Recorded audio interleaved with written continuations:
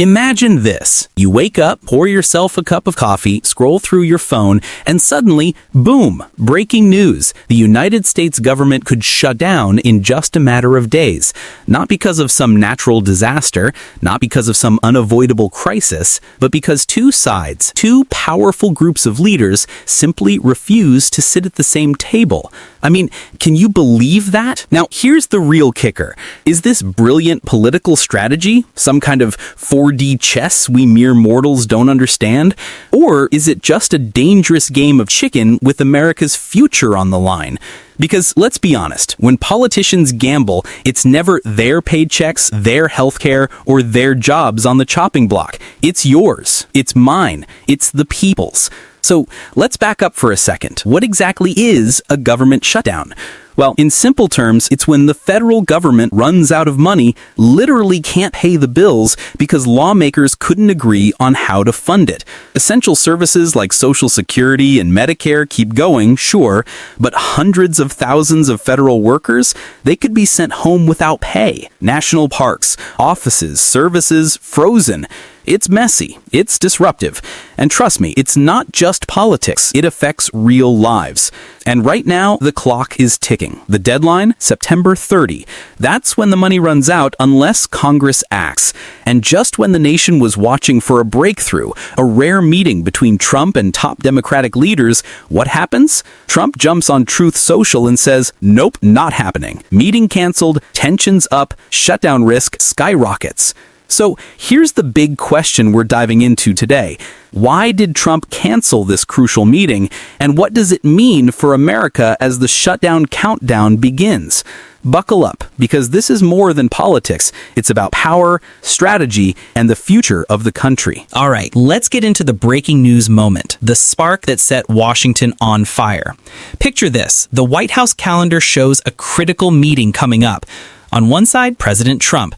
On the other side, two of the most powerful Democrats in Congress, Senate Leader Chuck Schumer and House Leader Hakeem Jeffries.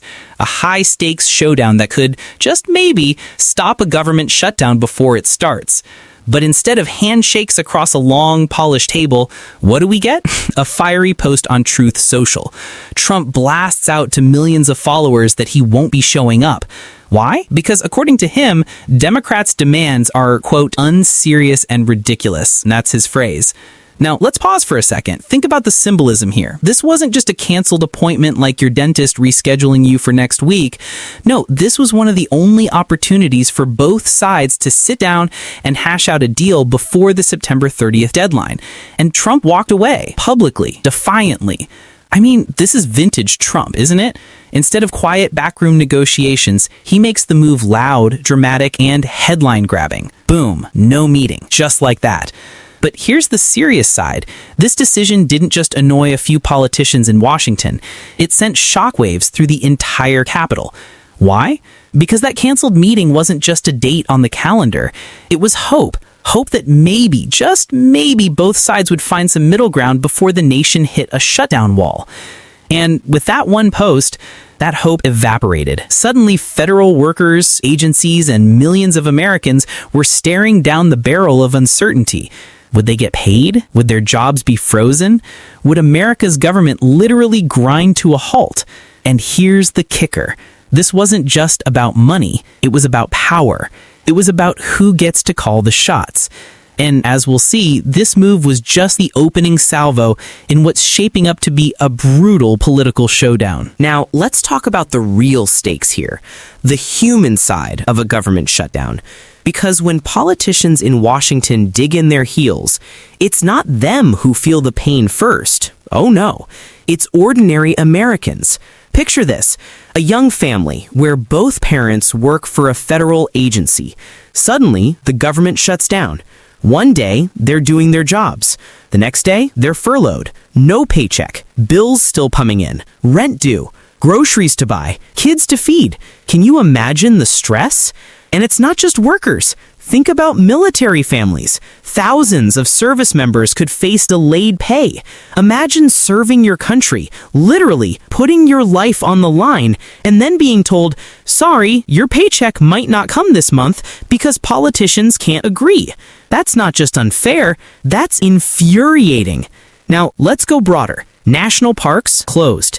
Families who saved up for months to visit Yellowstone or the Grand Canyon, plans ruined. Small businesses near those parks, they lose customers, they lose money. It's a domino effect. And here's the kicker. Shutdowns don't even save money. In fact, they cost billions. Why? Because when workers are furloughed, the backlog builds up. And once the government reopens, taxpayers foot the bill to catch up.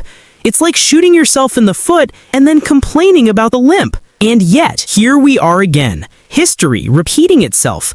Washington stuck in the same cycle of threats, shutdowns, and last-minute deals. Do you remember 2018? That was the longest shutdown in U.S. history, 35 days. TSA workers called in sick, airports had chaos, federal employees lined up at food banks. So here's the question. How many times can America afford to play this game? How many lives get disrupted? How many families suffer before leaders finally put people before politics? This isn't just about numbers on a budget sheet. It's about trust. It's about faith in a system that's supposed to serve the people.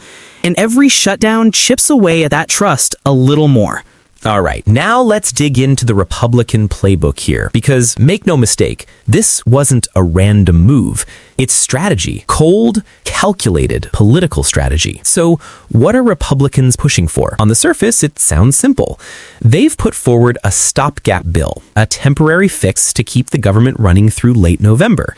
Add in a little bit of security funding, and that's it. Clean, straightforward. At least that's how they frame it. But here's where the game gets interesting. Republicans insist this bill is clean, meaning no extra goodies, no added programs.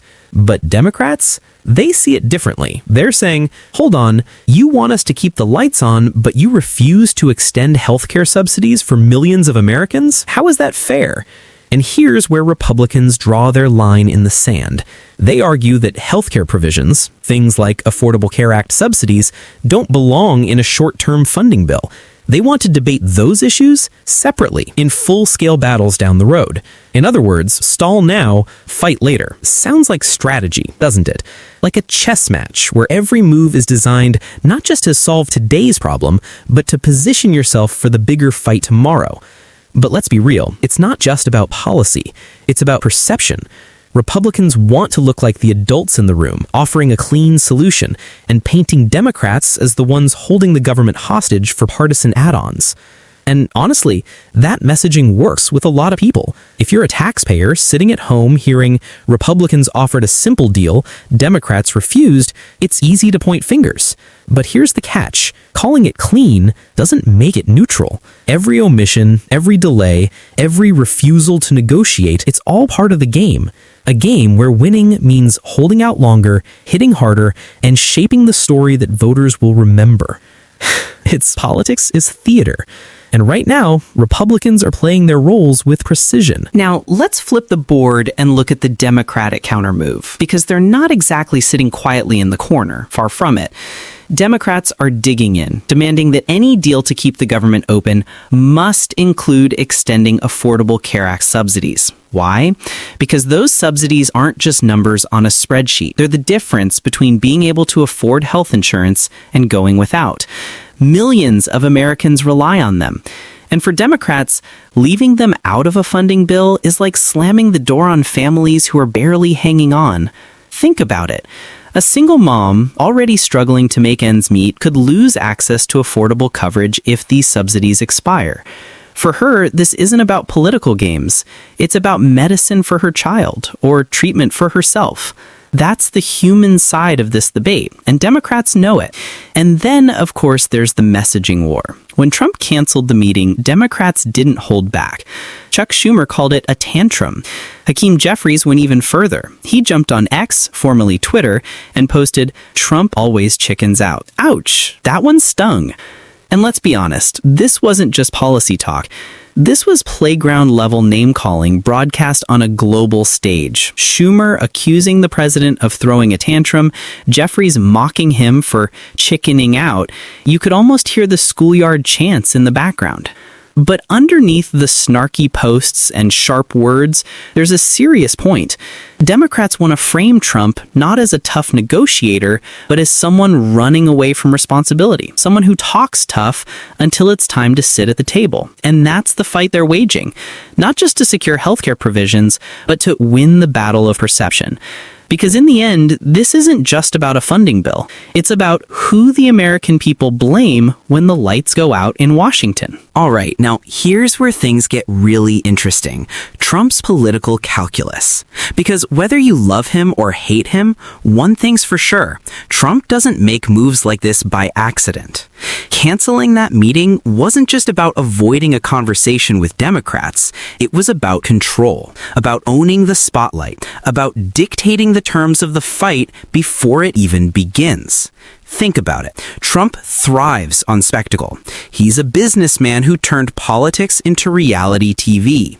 For him, negotiations aren't quiet, behind closed doors compromises. They're dramatic standoffs, cliffhangers, and, let's be honest, ratings gold. So why cancel? Simple. Walking away puts him in charge of the narrative.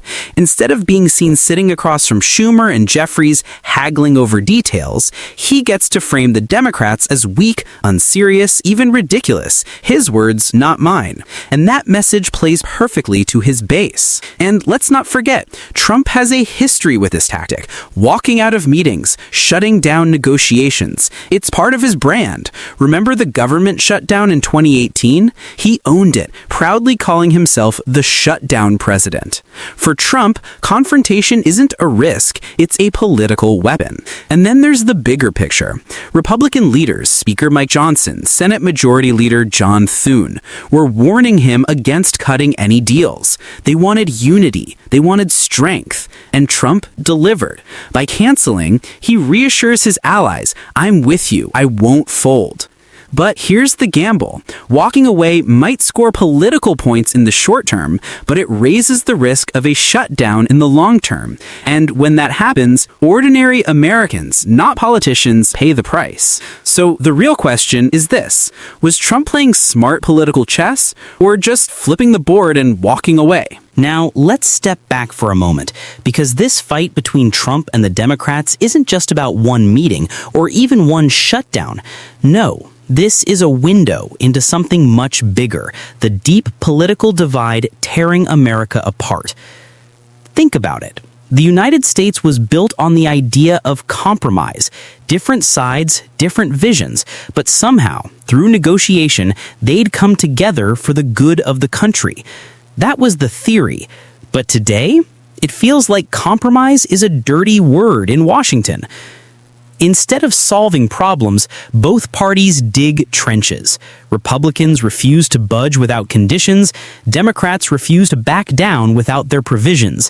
And in the middle, the American people, caught like pawns in a political chess game that never seems to end.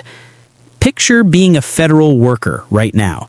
You've got rent due next week, kids to feed, bills stacking up. And instead of certainty, you get chaos. You watch politicians argue on TV while your paycheck hangs in the balance. That's not democracy at work. That's dysfunction. And here's the painful truth. Shutdowns have become normal, not rare crises, but expected outcomes of partisan gridlock. Every few years, we brace ourselves. Will the government close this time? It's almost like America has accepted political brinkmanship as business as usual. But is that sustainable? Can the world's most powerful democracy keep running on last-minute deals, tantrums, and canceled meetings? Or are these shutdown threats a symptom of something deeper, a system that's breaking under the weight of division? Because let's be real, this isn't just about Trump. It isn't just about Schumer or Jeffries. It's about a country where leaders no longer see the other side as opponents to negotiate with, but enemies to destroy.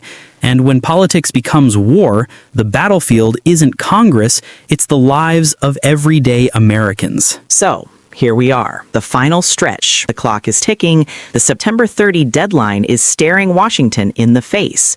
And the million-dollar question is, what happens next? Scenario 1, the classic Washington move. A last-minute deal. Maybe, just maybe, both sides blink at the 11th hour. Republicans soften, Democrats adjust, and we get a temporary extension. The government stays open, for now. But let's be honest, that's like slapping a Band-Aid on a bullet wound. It doesn't solve the deeper divide. It just delays the fight until November. Scenario 2. A short-term shutdown. Washington gridlocks, the deadline passes, and agencies begin furloughing workers. Federal employees wake up Monday morning, confused, frustrated, checking their phones to see if they're working or not. The political blame game explodes. Each side racing to convince Americans the other party is at fault. Scenario 3, the nightmare, a prolonged shutdown. Weeks drag on. Workers miss paychecks. Families line up at food banks. Small businesses suffer. Confidence in government plummets. And once again, the world watches as the so-called leader of democracy can't even keep its own lights on. And then there's the wild card, Trump himself. He hinted he might be open to talks if Democrats become realistic. But what does that even mean? Is it a genuine olive branch or just another bargaining chip in this high-stakes poker game? Every hour that passes without a deal brings us closer to disruption. Federal workers are bracing. Agencies are preparing contingency plans.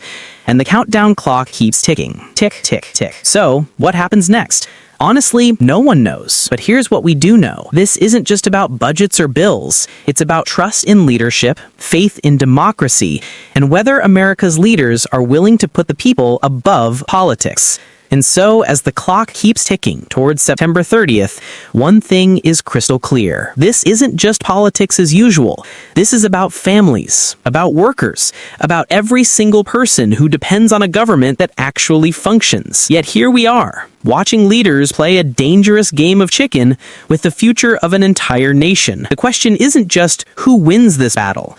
The real question is, who pays the price? Because history has shown us, when Washington gridlocks, it's never the politicians who suffer.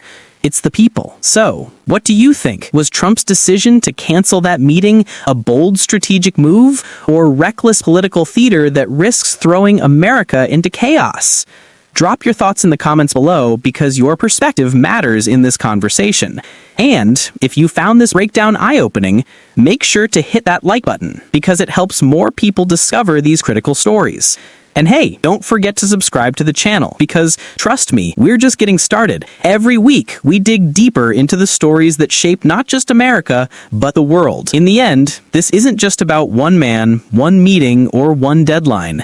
It's about a democracy on edge and a future that hangs in the balance. The countdown is on, and the world is watching.